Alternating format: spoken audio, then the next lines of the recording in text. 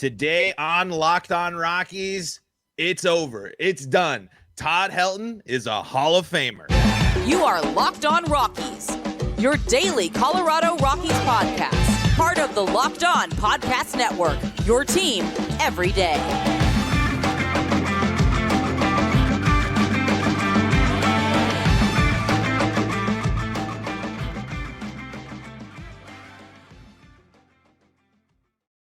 Rock on Rockies fans, welcome into the Locked On Rockies podcast on a day that will go down in Colorado Rockies history, the 23rd of January. Todd Helton is elected into the Hall of Fame. We are bringing you instant reaction here from not only the Locked On Rockies podcast, but two of the best in the business here, Skyler, Timmins, and Evan Lang.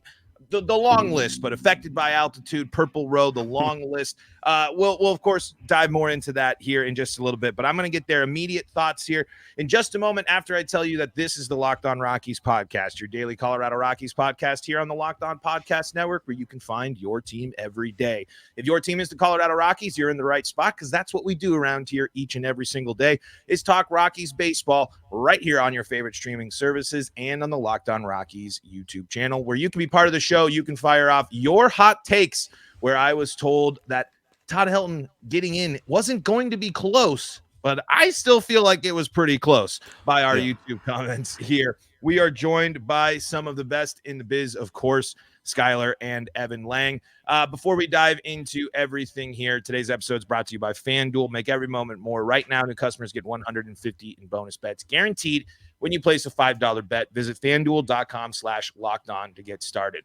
All right, I am opening up the floor here. I will step aside at first, and I'll give my reactions. But, guys, put me in your seats. Tell me what you're thinking here, because I'll at least set the stage. I went to sleep yesterday nervous. I woke up this morning. I'm on the West Coast, so I'm a little behind people, so I got to see some of the votes from today, and I didn't want to get ahead of myself, but my confidence grew. Take me to where you guys were this morning here ahead of the announcement this afternoon/evening. Take it away, Evan. I woke up this morning really nervous. I've been really nervous this whole time, where I can be very, very pessimistic, and I was really thinking, I don't know if he's going to make it, because we had those 5 inexplicable drops where 5 writers from the Baseball Writers Association of America dropped him from their ballot without any reason, without any justification. None of them have yet to provide any reasoning for why he was dropped. And at that point, he was either -1 or +0 in terms of vote gain. And I started to feel a little, so I was like, I don't know if he gets in this year. And if he doesn't get in this year, I don't know when it's going to be. I was really nervous. And then all of a sudden, this morning he flew up to +4, and I started feeling a little optimistic about it. And, just now when they were doing the announcement on MLB TV, MLB Network, when they said our several new inductees, I immediately was like, oh my God, he did it. Oh my God, he's in, because several means more than 2. Because I knew Beltre was a lock. Beltre has been a lock pretty much this entire voting period, which is awesome, because Adrian Beltre rules. Totally deserving. And I was pretty confident after a couple weeks that Joe Mauer was going to get in. So those were the 2 that I was pretty certain were going to get in. But I just didn't know about Todd. And then they say several, and I'm like, he's in. And I've been on and off happy crying pretty much since the announcement here. I sped home from work to make sure I could catch the beginning of the announcement. And man, this is probably the single greatest day in Colorado Rockies history. Yeah, and I'll go along with that, because throughout this season, coming into this offseason, this voting cycle, I think we're all pretty confident. Like, yeah, he was so close. There's never been a player that's gotten to 50% or whatever threshold he was at and not get elected. But we still had no other players really had to deal with the Coors Field bias, all this other stuff. And so throughout this, like Evan said, your confidence started to dwindle throughout this offseason ballot season, because you'd see, oh, okay, he's not on that ballot. Why is he getting dropped from this ballot? You still have room for this guy. We'd still get kind of these dumb explanations from writers, still blaming Coors Field and all this other stuff. Even today, you get their writers on MLB Network talking about it, and they're leaving Helton off, or they're arguing about, he's a product of Coors Field, all this other stuff. And so there was a point, I think Evan and I were both at this point a week or so ago, where like we knew it was going to be a really thin margin. I think you look at those projections from the Hall of Fame ballot tracker, they'd come out with their predictions, and it's going to be a razor thin. Like Manny Randhawa's writing about it, like, it's going to maybe be like 1 or 2 votes. So that's adding into that stress and anxiety of, oh man, this could go either way. But slowly today I woke up and I saw it. Evan had posted in our Slack channels like, hell, Todd's at +3. I'm like, yeah. But then it was annoying because you think he could have been at even more if not for those drops. But then as the day went on, I was like, no, it's going to be close. I think he's going to get in. And the dang Hall of Fame, that guy baited me. Oh, bait and switch. Are you about to say that this guy spent his entire career with one team? My dad and I are watching it. We're like, yeah, Todd Helton got in. Joe Mount. We're like, oh, all right. I'm wasn't so too glad bad, you said that because that was gonna be my follow-up to both of you because I did the same exact thing. I literally like popped off. I was like, boom, and then it's Joe Mauer. I was like, oh, because it was like, did Sheffield maybe get like that last little push to be in there? And Evan, you said it right with several. I was like, all right, because if it's 2, heart gonna sink and drop. But I don't know if you guys saw this yet because we were watching the announcement. Things are kind of moving a million things as the announcement just happened 30 minutes ago as of recording this.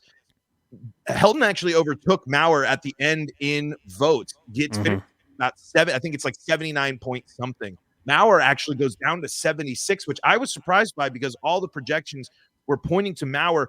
But let's dive into Todd stuff in a little bit. But let's take this topic here first because I think this is a big moment. What does this mean for the Coors Field narrative? I mean, I think there's a lot of ways to look at this as the Rockies now have 2 greats that they can look at and say, hey, Hall of Fame, best in the business, Coors Field doesn't matter. But in this weird way, too, it's like, when are we going to see another Todd Helton for the Colorado Rockies? When are we going to see a Larry Walker for the Colorado Rockies? Because, I would say if Arenado played his whole entire career here, he would probably be the most likely candidate to be in the same position. But we might not see this as Rockies fans for a long, long time. Yeah. Go ahead, Evan. I was just talking about this the other day, and I was talking to Skyler with you a little bit about it as well, is I genuinely don't know who the next candidate for the Rockies who stands any sort of a chance does. We saw Matt Holliday finish with only 1%. With like 1%. And, Todd Helton, it took him this long. I think it's a mixed bag. I think for the established baseball writers, I think this does nothing for the Coors Field narrative because we saw still way too much of that, of guys omitting Todd from their ballot, like John Heyman, who was like, he was a product of Coors Field and didn't have enough home runs or volume statistics for a first baseman at Coors. But then he voted for, Chase Utley. So if you're going to talk about volume statistics, that's a load of bunk. But then the upside is that literally every single new voter this year with a public ballot voted for Todd, which means that guard is changing. And that does speak volumes to the future. The issue is just, who is it going to be? I can see Charlie Blackmon staying on the ballot for a couple of years, but I don't see him being elected. Charlie Blackmon is going to be pretty squarely in the Hall of Very Good. And that's a shame because I love Chuck Nasty, but he just does not compare to Todd and Larry. And for Arenado, if he continues on his trajectory and can rebound from a tough 2023, he's going to be a Hall of Famer, but there is no way that he would ever go in with a Rockies cap. Yeah.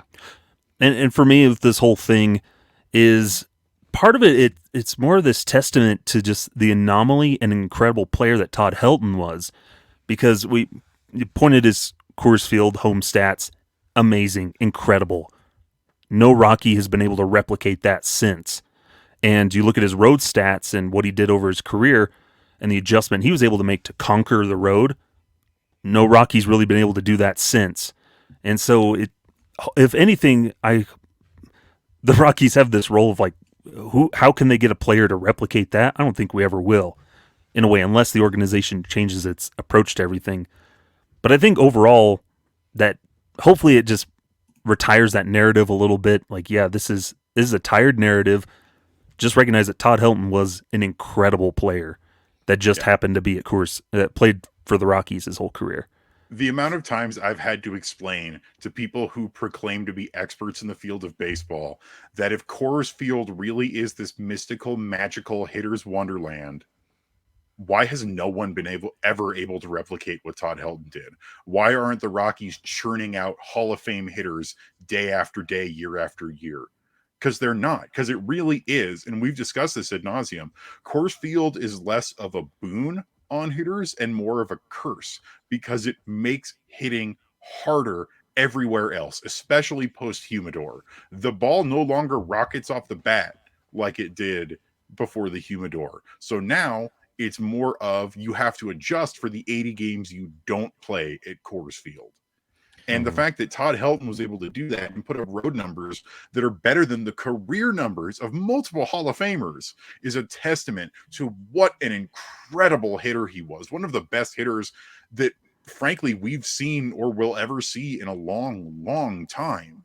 Mm-hmm. You can look at, do you even factor in the division he is playing in? He was going from the highest altitude down to the ocean, having to play in the humid, awful foggy air of San Diego, San Francisco, all the factors he had to do for 17 years playing, all those road games in California. Like, heck no. And nobody's been able to do it since. Yeah. I think these are important things, I think, to remember for not only Todd Helton, but just great Rockies players. And why are you a Rockies fan? Why are you a Rockies fan? Well, there's no reason to be a Rockies fan. It's like, no, there has been greatness. The question now is, it's just, are we going to see that? But that's a whole different question. We're never going to see the 90s and early 2000s production from players ever again.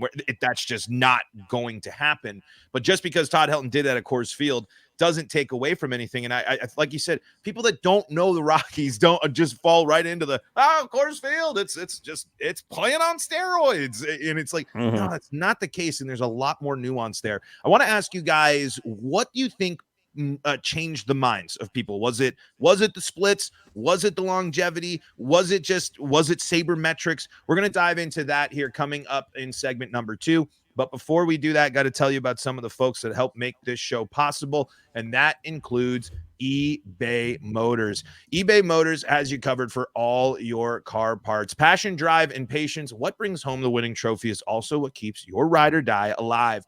eBay Motors has everything you need to maintain your vehicle and level it up to peak performance, from superchargers, roof racks, exhaust kits, LED highlights and headlights, and more. Whether you're into speed, power, or style, eBay Motors has got you covered. With over 122 million parts for your number one ride or die, you'll always find exactly what you're looking for. And with eBay Guaranteed Fit, your part is guaranteed to fit your ride every time, or your money back. Because with eBay Motors, you're burning rubber, not cash. With all the parts you need, at the prices you want, it's easy to turn your car into the MVP and bring home that win. Keep your ride or die alive at ebaymotors.com. Eligible items only. Exclusions apply. eBay Guaranteed Fit is only available to U.S. customers. This is the Locked On Rockies podcast, for free and streaming on your favorite streaming services and on the Locked On Podcast Network, the Locked On Rockies YouTube channel, where you can be part of the show. Let me know what's on your mind. Joined by Skyler, Timmins, and Evan Lang today. Really exciting news for Colorado Rockies fans, as Todd Helton is in the Hall of Fame, and exciting news for all you sports fans out there. Locked On has launched the first ever national sports 24/7 streaming channel on YouTube. Locked On Sports Today is here for you 24/7, covering the top sports stories of the day with the local experts of Locked On, plus our national shows covering every league. Go to Locked On Sports Today on YouTube and subscribe to the first ever national sports 24/7 streaming channel. All right, guys, I want to know what you think changed the voters' mind. I think it's this, because at one we saw the big jump, and I think Evan, you pointed out the guard is changing. New metrics, new analytics are changing the mind of the new era of baseball writers. And I don't think that there's any piece of evidence that's better to show people than the actual home road splits. I think it's best to flip them immediately on people and say, those aren't bad numbers. That just means he was so dominant at home, so good at Coors Field, and he wasn't victimized by going on the road. He was someone that was still going to be able to contribute, and he did it at a level better than Hall of Famers did it. I mean, and there's no better argument, I think, than that one, mixed in with all the other kind of like cherry on top stuff. 17 years in the same on the Rockies, face of the franchise, good limited postseason, but effective in the postseason. There's a million things you can look at for Todd Helton, but for me, I actually think the home road splits are the thing that turned the tide in the favor for Todd Helton. Yeah, and it's the same thing that really helped Larry Walker and helps a lot of other guys that are on the ballot now that came close, like Billy Wagner and some of these other guys that come close. Is I think it's a further scrutinizing of numbers and the advanced metrics we have now, where that new crop of writers that are more apt to look into that stuff and put more, I guess, cost into that, put more value in that. Whereas who are the ones leaving off Todd Helton? It's a lot of those old school guys, the old writers. Like, oh, do you have 500 home runs? Automatic, disqualification. So we're seeing voters now in that change in that mindset of how people approach metrics and statistics, how to value and evaluate players is different. And people in the early 2000s and 90s didn't really appreciate Todd Helton for what he was, and it's taken now here in 2024 for voters to see, oh yeah, those road numbers are incredible. These stadium neutralizing stats make him really good overall. Yeah, he played at Coors Field, but even if you neutralize that effect, he's still a really good hitter type of thing. So technology, and I think the advancement in just how we view the game now is really having a positive effect, I think. I definitely agree. And I also think it's just people are finally looking, Paul, you bring up the home road splits, is that there is much more context behind Todd's home road splits. Like we talked about a little bit before the break is, Coors Field doesn't necessarily make you a better hitter at home, but it sure does make it harder to hit on the road. And I look at, some of the best hitters in Rockies history that didn't hit on the road to the same par as Todd Helton. Like Larry Walker only hit 278, 370, 495 on the road in his career. Troy Tulowitzki, 269, 339, 453.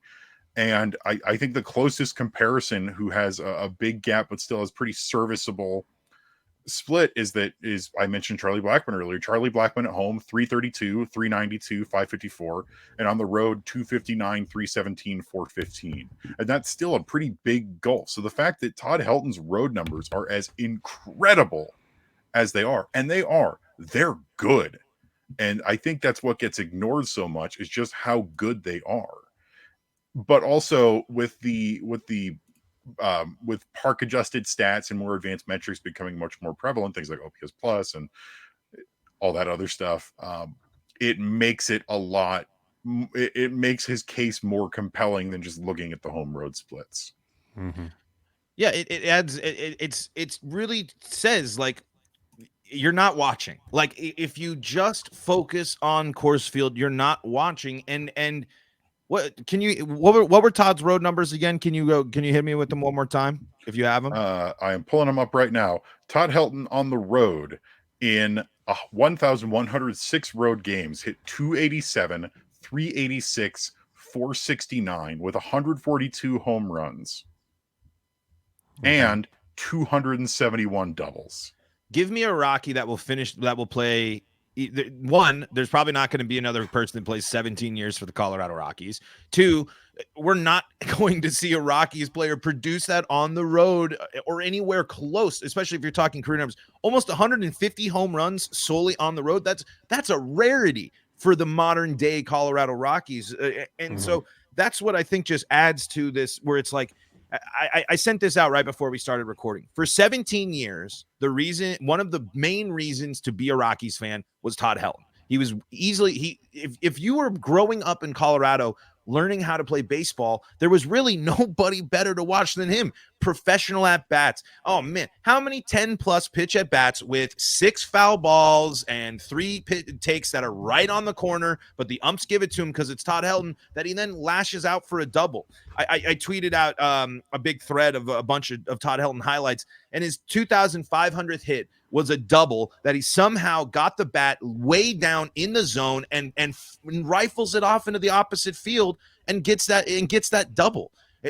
The level of elite talent on display from Todd Helton year after year, even dealing with serious injuries, it just further proves that you can't deny greatness just because they play in a market you don't like or you don't know about. This greatness exists. And I think WAR is really important because when you're looking at Todd Helton, comparing him to the greatest first basemen of all time, he's earned his spot in that top 15 first baseman of all time. And if you are a top 15 first baseman of all time, you're a Hall of Famer. Whether you're a big Hall, small guy, Hall guy, I don't care. If you rank in the top 15 of all of baseball, you deserve to be there. So I don't think there's really anything that would take away from Todd Helton in this. We talked a little bit about it. I have no idea why those people took Todd Helton off the ballot. I mean, you know, speaking candidly, is it maybe the 2 off the field issues that we know about with Todd Helton? But in the grand scheme of things, is that enough to really shift your perspective of this guy for that you were confident in last year? And did that really change your mind over the year? Unless you were, what was so confusing was, I can't remember if a lot of those people took Todd Helton off and added Gary Sheffield. Maybe if you really liked Gary Sheffield and you wanted to help him in that final year, it makes sense.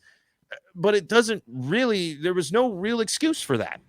A lot of those guys still had room on their ballots for Helton. It was like only one guy who dropped Helton had a full ballot. Okay, fine. I don't like it, but at least you're submitting a full ballot. 2 guys took off Helton and added Omar Vizquel, who, if you're comparing the off-field issues, yes, Todd Helton had 2 DUIs. That sucks. He was dealing with a lot of stuff. He was pretty clearly unhappy and in a lot of pain after his career ended. But you compare that to the off-field issues and allegations against Omar Vizquel, you can't use that as a reason. And what was really wild to me is you still had people today who were going, well, like, oh, his long career, he played 17 years, but only 6 of them was he incredible. The rest he was just good. And it's like, okay, so I said this exact quote to someone is, okay, so for 6 seasons, he was the God King of baseball. And then for the other 11, he was just really good. And somehow that's a knock against him. And I want to shout out just gets moved for Rockies for at least these 2 Rockies players, because the goalpost kept getting moved. Yes, and there are correct criticisms. Tulo, not a Hall of Famer. Charlie Blackmon's going to be a stretch for a lot of people that aren't Rockies fans, but I'm going to Evan, you know what? I'm signing up with you, buddy. Because there's numbers and things to look at. But for those 2 players specifically, it just, all of the arguments just seem to boil down to Coors. I didn't watch baseball games at 10 o'clock. I mean, I don't know if you guys saw Patrick Saunders' tweet from, I think that this was like late last week. So this was still, so the numbers aren't completely there, but he was of the 20 at the time of the publicly known ballots, 20 people that left Todd Helton off their ballot were from the East Coast. And I'm actually, you know what? I was going to say, I'm not trying to be, I am going to throw stones here. This is a prime example of the East Coast bias, as well as the California bias, because 5 people that held Todd Helton off their ballot at this time were from California. But you know what? People from California watch Todd Helton play baseball. There's no possible way that they didn't at least see Todd Helton play a little bit. But when I see the Dodgers fans knew him very, very well, didn't they? Yeah, right. Exactly. There's a lot of teams that might be holding him off because they hate Todd Helton because of what he was doing to his team.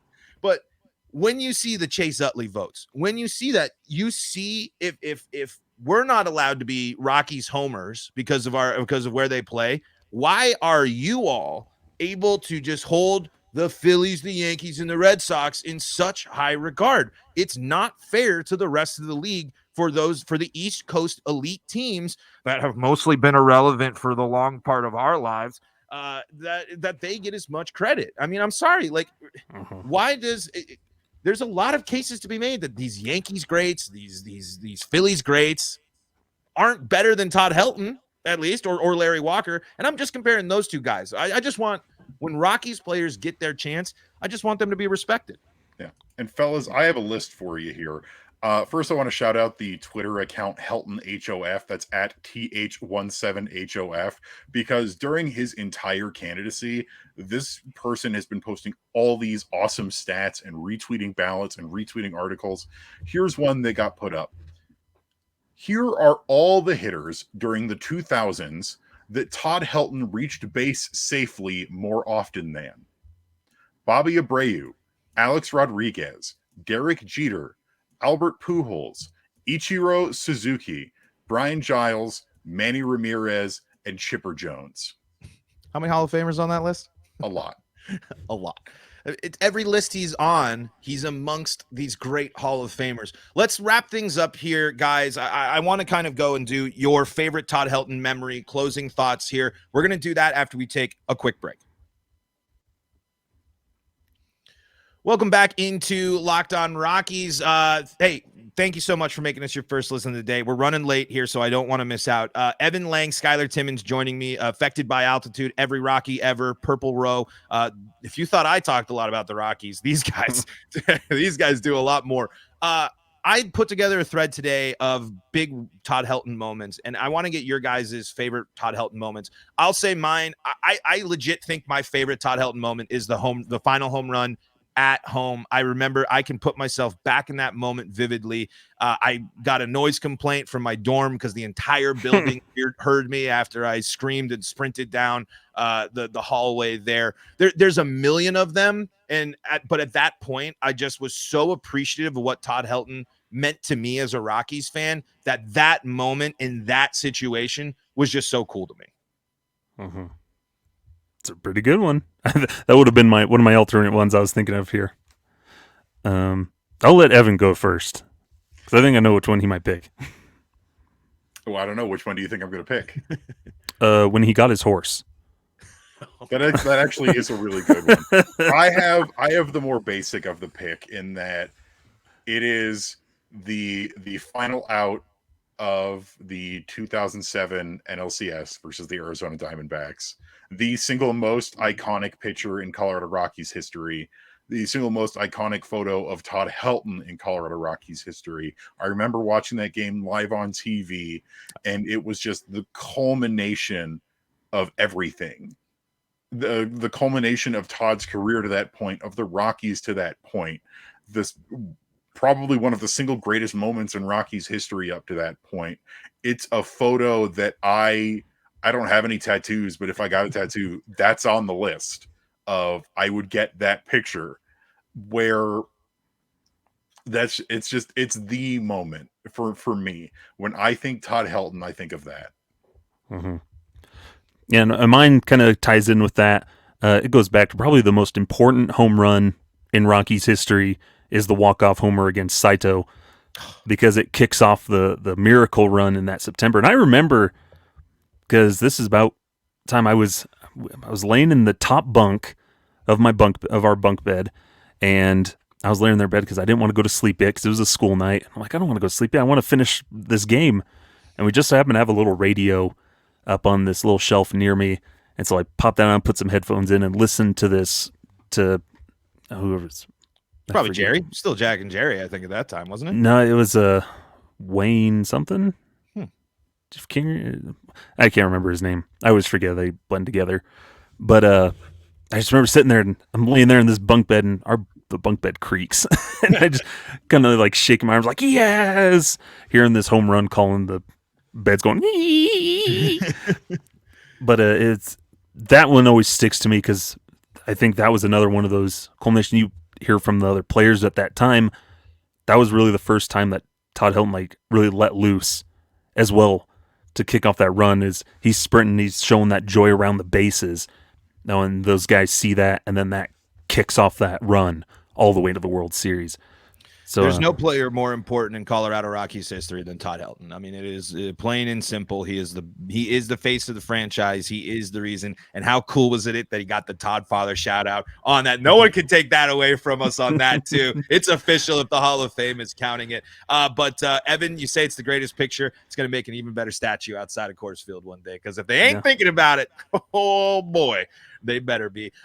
Guys, where should they go to follow you guys so they can stay up to date with everything you do? You can follow me over on X, formerly known as Twitter.